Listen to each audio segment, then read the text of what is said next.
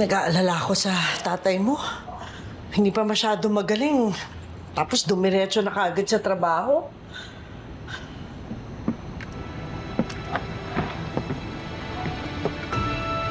Ligor, kamusta? Ligor? Ligor, kamusta ka? Ayos lang ako. Marites, anong alam mo sa kademonyohan na ginagawa ng anak mo? Ano? Ano na naman ba to? Ano bang pinagsasabi mo? Kasama ang tropa ni Tanggol sa mga nakatakas sa NCF. At sigurado ako, may kinalaman siya sa pagtakas nila. Nandun siya sa buro sa isa sa mga pugante kanina. Nakatakas lang ang demonyo dahil hindi ko siya natuluyan.